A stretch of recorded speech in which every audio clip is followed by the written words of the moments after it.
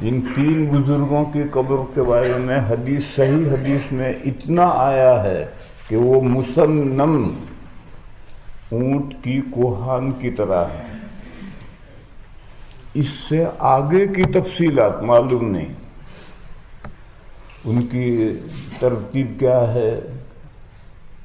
یہ اس میں روایتیں اتنی مختلف ہیں کہ کوئی فیصلہ ممکن نہیں.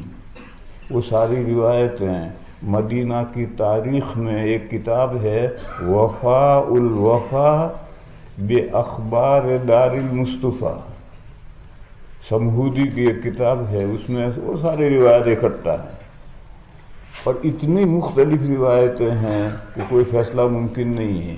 اور اب ان قبروں کو جا کر دیکھنے کی کوئی صورت ہی نہیں. کمرہ بند ہے یعنی دروازہ ہی نہیں اس کا رکھا گیا، تو اندر قبروں تک کوئی جا ہی نہیں سکتا، اس لیے اس کے فیصلے کی کوئی صورت نہیں. باب میں جو حدیثیں ہیں اس میں صرف یہ مضمون آ رہا ہے کہ مسنم ہے.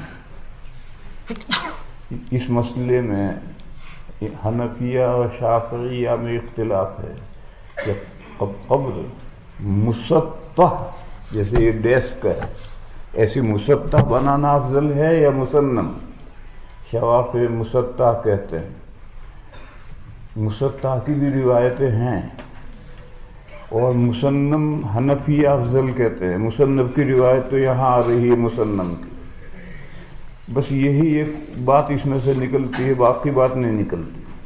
البتہ باب میں ایک روایت ہے حضرت عائشہ کا وہ کمرہ جس میں حضور کی تدفین ہوئی تھی، حضرت عائشہ دفن کے بعد بھی وہیں رہتی تھی. پھر حضرت ابو بکر کا انتقال ہوا، وہ وہاں دفن کیے گئے، اس کے بعد بھی وہ وہیں رہتی تھی. ظاہر کہ جب وہاں رہ رہی ہیں تو کون آئے گا وہاں. پھر جب حضرت فاروق اعظم کا انتقال ہوا اور وہ وہاں دفن کیے گئے تو پھر حضرت عائشہ اپنا سامان اٹھا کر کے دوسری جگہ منتقل ہو گئی، اور یہ کہا کہ اب اجنبی آدمی آ گیا.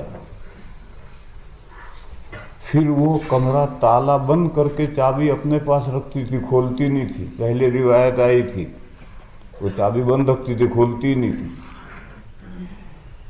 پھر بعد میں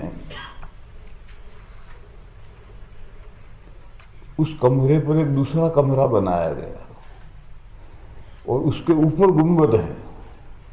وہ جو اندر کمرہ ہے حضرت عائشہ والا، وہ تو اندر دب گیا. اس کے اوپر سے دوسری دیواریں اٹھا کر کے اوپر لے جا کر اس کو گنبد بنایا. یہ جو دیواریں اٹھا کر اوپر لے جا کر گنبد بنایا ہے، اس کا کوئی دروازہ ہی نہیں رکھا گیا. یہود نے نعش مبارک کو قبر میں سے نکال کر لے جانے کا ایک پروگرام بنایا تھا. اس کی تفصیلات کتابوں میں ہیں، اس لیے ایسا کمرہ بنایا تھا. تو پہلا جو کمرہ تھا حضرت عائشہ والا، وہ پرانا ہو کر اس کی ایک دیوار گر گئی. اس دیوار کو نئی بنانی، سارا کمرہ نیا نہیں بنانا. جب وہ دیوار گری اور اس کے نیو ہٹائی تو ایک قدم ظاہر ہوا. تو لوگوں نے ایسا سمجھا کہ یہ حضور کا قدم مبارک ہے. تو مدینہ میں لوگ پریشان ہو گئے. حضرت عروہ جو فقہاء سبعہ میں سے ہیں، یہ حضرت ابن عمر کے داماد ہیں. ابن عمر کے عروہ داماد ہیں، اس لیے اس خاندان کے لوگوں کو پہچانے ہوئے ہیں.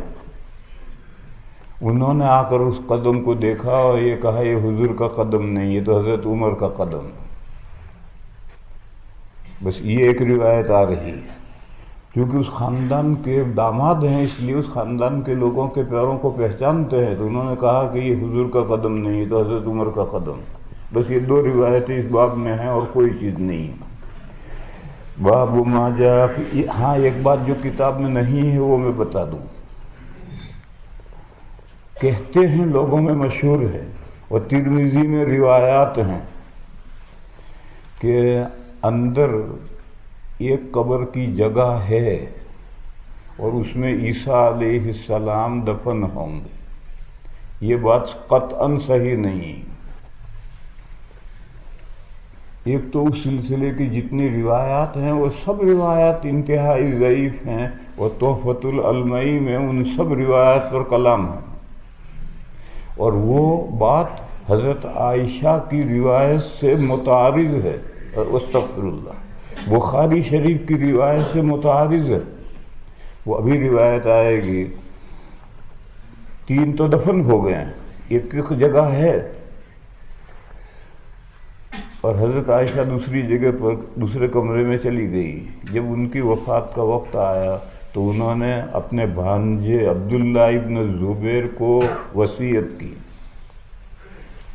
عبداللہ ابن زبیر امیر المومنین بن گئے ہیں، ان کو وصیت کی کہ میں مر جاؤں تو میری قبر گورے غریبہ میں بنانا، حضور کے کمرے میں حضور کے ساتھ میری قبر مت بنانا،